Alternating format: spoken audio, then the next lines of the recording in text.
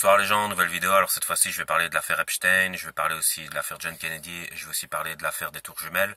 Alors c'est une vidéo qui va paraître un peu complotiste entre guillemets, mais je pense que ça va plaire à quelques internautes et voilà, je vais vous donner mon point de vue là-dessus.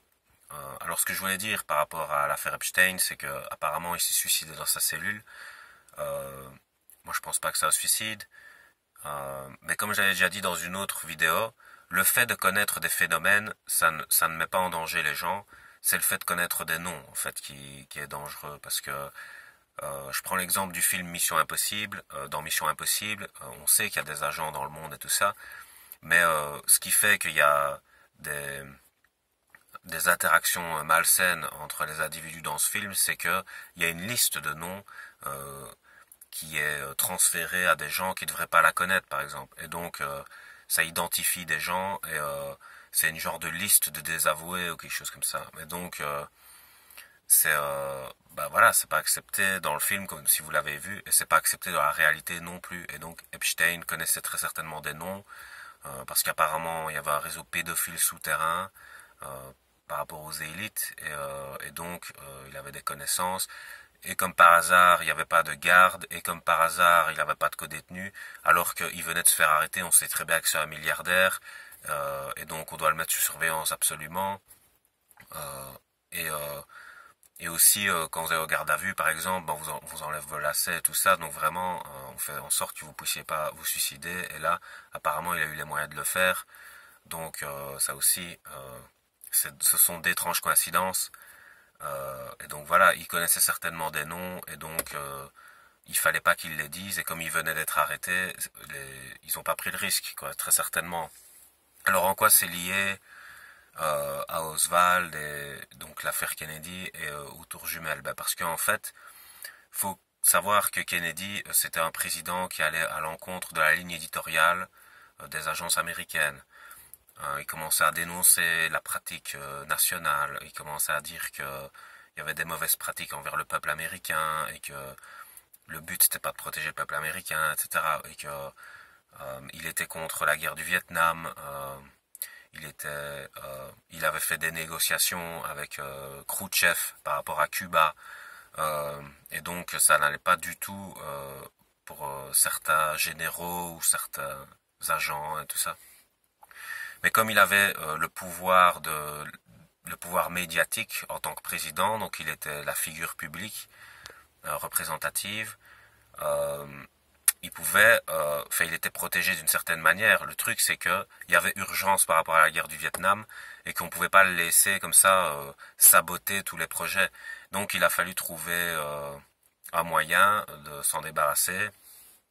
Et ils ont très certainement trouvé Oswald. Alors Oswald, c'était sûrement un pauvre gars des États-Unis qui a été endoctriné et qui avait besoin d'argent certainement. Et donc Oswald, on lui a promis certainement, on lui a dit voilà, tu vas avoir 3 millions de dollars, tu vas te barrer aux Caraïbes et tu vas changer d'identité. Donc tu fais ça et puis après nous on t'envoie là-bas, on te protège et c'est bon. Et alors lui, il y a cru, quoi. Je sais pas comment ça se fait. Le gars, on lui demande de buter un président et il croit qu'il va s'en sortir. Enfin, voilà. Mais lui, il y a cru, à mon avis, et donc il a fait sa mission. Et bam, bouc émissaire. On l'a fait passer pour un fou, un tueur isolé. Et donc à ce moment-là, bah, on pouvait pas remonter à la source qui venait des États-Unis eux-mêmes, qui s'étaient débarrassés de leur propre président, qui n'allait pas dans le sens de leur ligne éditoriale. Et donc, à ce moment-là, bah, Oswald, lui, il avait quand même des renseignements par rapport au fait de la mission qu'on lui avait attribuée, certainement. Donc, il s'est fait assassiner par Jack Ruby. Jack Ruby, lui aussi, a été envoyé. Et donc, Jack Ruby, il a fini en prison et il a fini empoisonné en prison. Donc, ça fait beaucoup de coïncidences quand même. Et c'est ça, en fait, qu'on qu'on sait très certainement aujourd'hui par rapport à Kennedy, c'est que c'était un président dérangeant pour le pays même dans lequel il était et que en fait, si on n'a pas révélé cette info-là très clairement, c'est parce que ça fait une injure au patriotisme. En fait, il y a des Américains qui croient vraiment en la grandeur de l'Amérique et qui sont prêts en tant que soldats à aller mourir pour les États-Unis.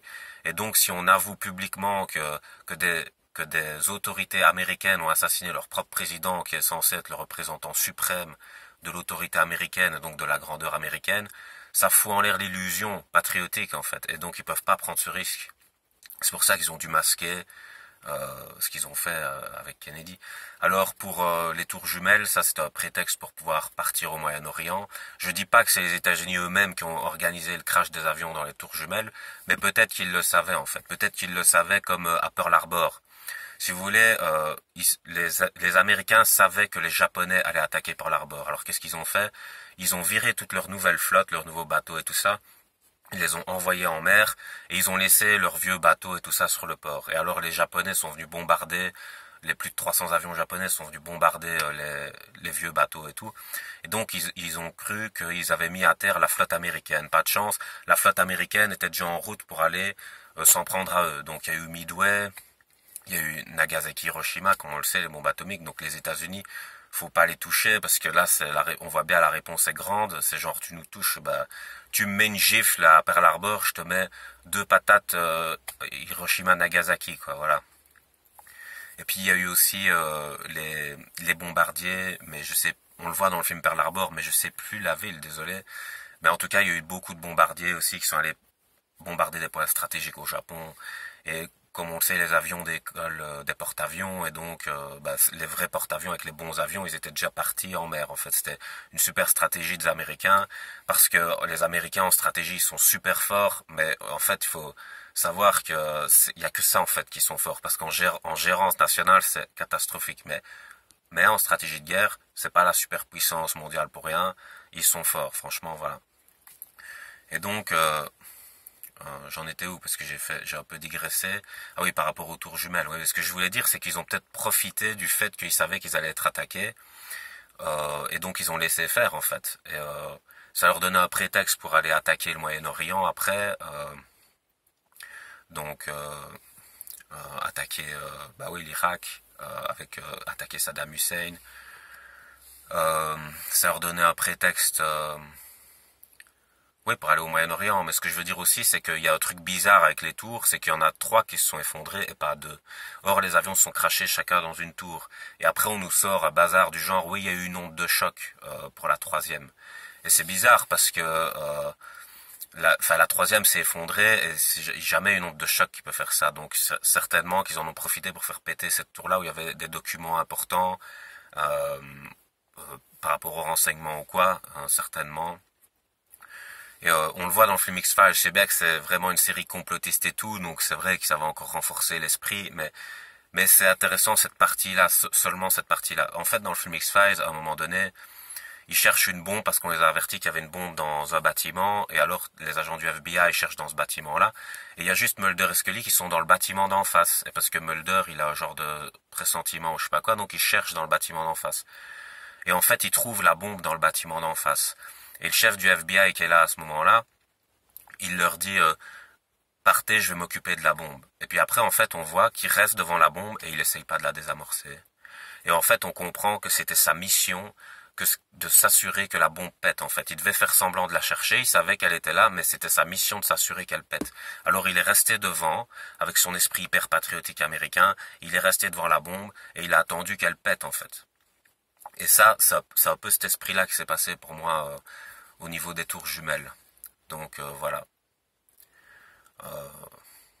Comme je dis, à mon avis, c'est peut-être pas eux qui ont organisé un vol qui est arrivé se cracher dans la tour, mais ils ont peut-être laissé faire comme avec Pearl Harbor, quoi, pour avoir des prétextes par la suite, parce que les Américains n'ont pas de scrupule à sacrifier des soldats ou des civils ou quoi pour avoir le dessus au niveau international après. Et ça, voilà, ben c'est un peu toutes les nations, hein, d'ailleurs. C'est pas que les États-Unis. Donc voilà, je vais vous laisser sur ça. J'espère que ça vous aura plu. Passez une bonne soirée. Ah oui, désolé, j'ai pas aussi développé sur l'affaire Epstein parce qu'évidemment, juste pour dire ça, par rapport au réseau pédophile et tout ça, effectivement, il faut regarder aussi les statistiques de disparition d'enfants. C'est quand même assez hallucinant. Parce que, genre, un enfant, ça disparaît pas comme ça. Et c'est le nombre, en fait, qui est interpellant, en fait, le nombre de disparitions.